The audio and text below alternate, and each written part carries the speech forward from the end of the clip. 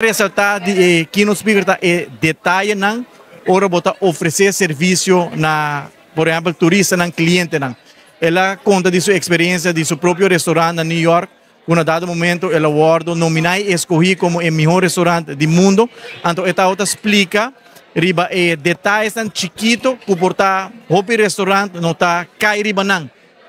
Detalhes a maneira escuta conversação de guest na mesa que quando está conversando, ela dá exemplo de, por exemplo, onde o guest a mencionar que o que está falta durante seu trip na New York, está quer comer hot dog.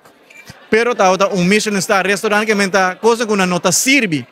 Que quando assim consequentemente na vai quiosco que vende hot dog, bring back, preparar hot dog full high end, full nível de qualidade de restaurante que match equation.